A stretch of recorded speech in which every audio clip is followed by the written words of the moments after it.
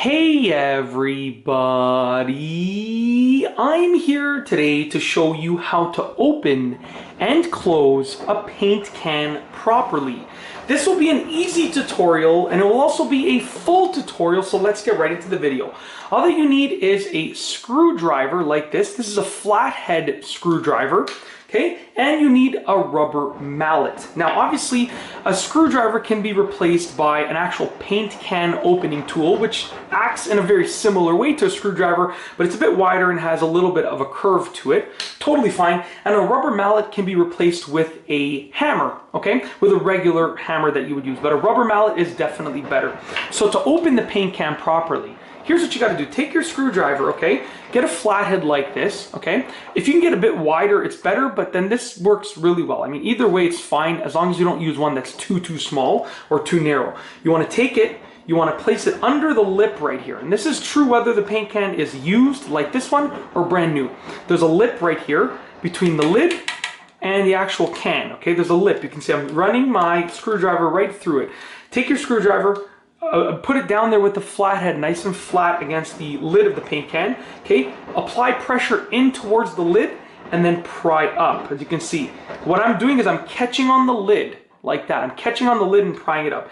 We're gonna go in a sort of circular motion like this. Now it will be harder to open like this one is right here if you've already used the paint can, okay? Now you can see a lot of people, the mistake that they make is they essentially just take their screwdriver, they dig it in over here, and then they pry it up as hard as they can. And that's not the right way to do it. Because what happens is you ruin the lid.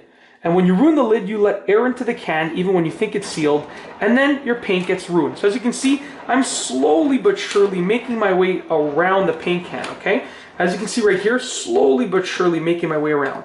It's better that you take the extra 30 seconds to a minute right now to do it properly, and your paint lasts for years to come, okay? Then you do it improperly and your paint ends up being garbage in 3 weeks because it's all dried out. So as you can see, the key here is to slowly pry it up, okay? As they say, you know, Rome wasn't built in a day, so take your time. So now the lid is basically up. It's just sealed in place because of the dried up paint.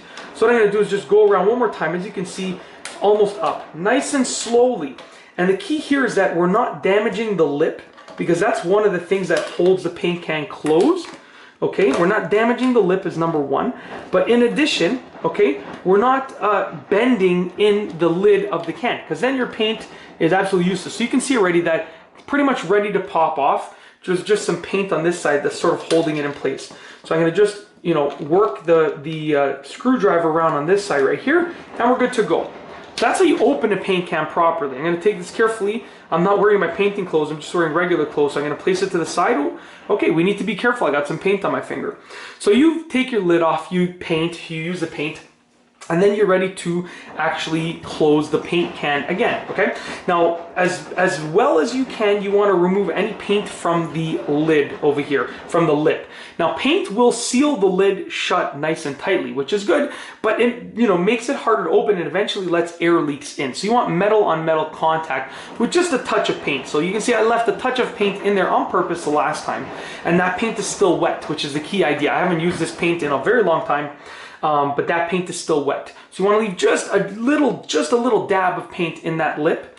You want to place your lid properly and nice and flush on there, okay? So as you can see, we've placed our lid properly on there. It's nice and straight. It's already, I can already push down with my hands and feel that it's in place. Now you want to get, ideally, a rubber mallet, okay? You don't want to use a regular hammer if you can avoid it, because a regular hammer will dent these edges, and you don't want to do that. I'm going to step back so I don't get any paint on myself, but I'm going to take my rubber mallet, okay? Now here's what we're going to do. We're going to lightly tap all around first. Lightly, very lightly, okay? You want to get a clean seal on the paint can, okay? Once again, lightly all around again, okay? Now here's the idea here. Okay, now we want to tap it a little bit harder, a little bit more aggressively, but we want to go an opposite way. So I'm going to tap here and here, okay? Here and here, here and here, here and here. So you can see we're going opposite. So I'm going, according to the camera, we're going like top, bottom, okay? I'll go left, right. Okay, I'm going to go this corner, then this corner, and this corner, okay? We'll do that one more time. Opposites, just like that. okay? Just like that. We're pretty much sealed at this point, but what I would recommend that you do, if you can, is take your rubber mallet and then just go a little bit more aggressive all around the paint can. And I like to hold my hand here to make sure that it doesn't move in any direction. So just like this, okay? Just like that. And then one more time. Okay, and that's it. We've now sealed and closed our paint can properly.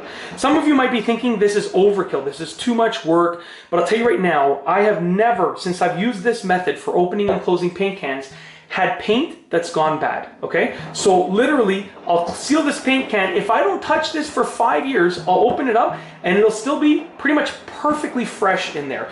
That's the idea, okay? You know, you wanna do this because if you ever have to touch up those walls, you don't want to have to chip off the paint off the wall, take it to get color matched, and blah, blah, blah. So do this properly, you know, take the extra minute to get it done, and you won't have to worry 10 years down the line. If you like this video, please be sure to give it a thumbs up. Let me know what you think down below as a comment.